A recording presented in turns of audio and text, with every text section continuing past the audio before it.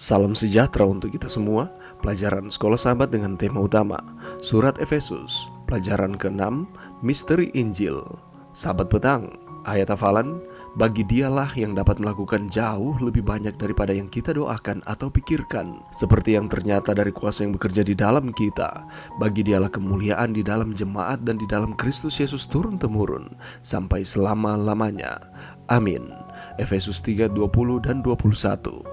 Dalam Efesus 3, Paulus memulaikan dengan tema yang dia telah singgung sebelumnya, bahwa orang-orang bukan Yahudi karena berita Injil turut menjadi ahli-ahli waris dan anggota-anggota tubuh dan peserta dalam janji yang diberikan dalam Kristus Yesus.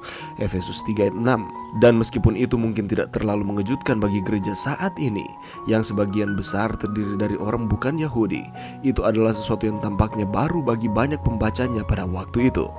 Paulus kemudian melanjutkan kata-katanya yang diilhami ketika Rasul merefleksikan semangatnya untuk mengkhotbahkan Injil Yesus kepada orang-orang bukan Israel. Kita juga belajar tentang kesulitannya dalam memperluas pelayanan itu, termasuk kesulitan saat dia di dalam penjara Romawi. Dan kita juga mendengar komitmennya terhadap rahasia di jantung Injil, misteri bahwa di gereja orang bukan Yahudi sejajar dengan saudara-saudari Yahudi mereka. Kita mengalami kegembiraannya bagi gereja dan misinya pada alam semesta.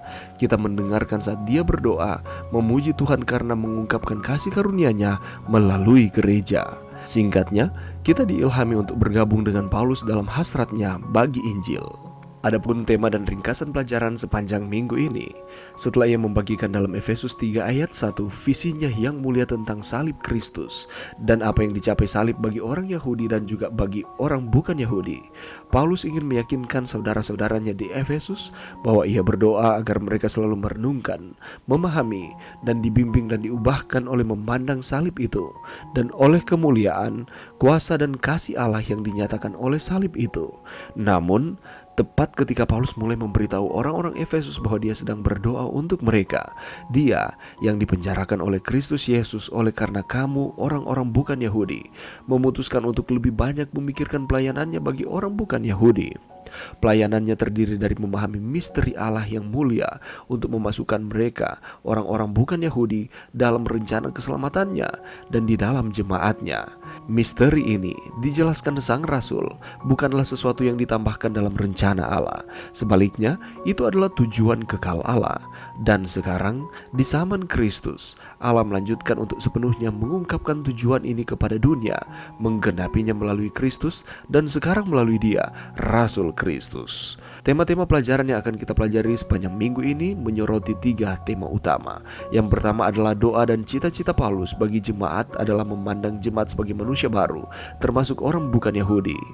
Yang kedua, dimasukkannya bangsa-bangsa bukan Yahudi merupakan misteri besar dan karunia Allah bagi umat manusia. Paulus adalah pelayan yang rendah hati dari misteri ini. Dan yang ketiga, karena diterimanya orang-orang bukan Yahudi, dengan demikian seluruh umat manusia termasuk dalam rencana keselamatan. Jemaat menjadi pertunjukan hikmat, kasih, kuasa, dan kemuliaan Allah, baik di bumi maupun di seluruh alam semesta.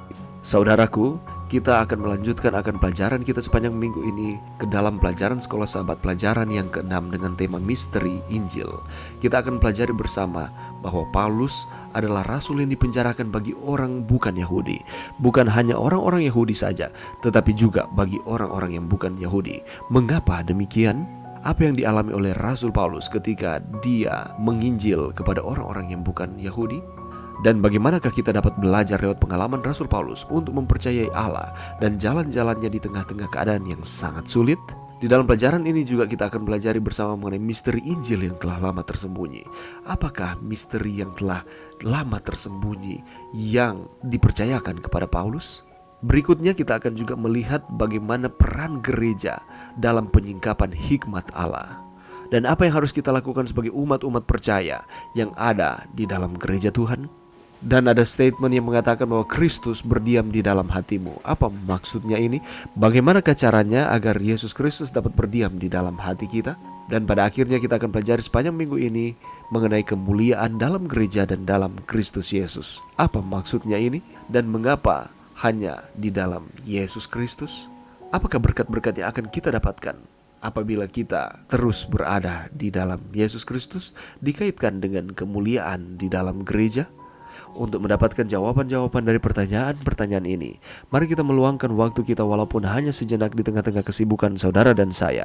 Kita mempelajari pelajaran Sekolah Sabat, sehingga iman kita akan terus dikuatkan, kita akan terus setia kepada Tuhan. Mari berdoa. Terima kasih Tuhan atas firman-Mu pada saat ini. Bantu kami untuk kami dapat mempelajari pelajaran Sekolah Sabat, pelajaran yang ke-6 dengan tekun, sehingga kami akan terus setia kepada Tuhan. Iman kerohanian kami akan terus dikuatkan. Ini doa kami Tuhan. Ampuni kami orang berdosa, di dalam nama Yesus kami sudah berdoa. Amin.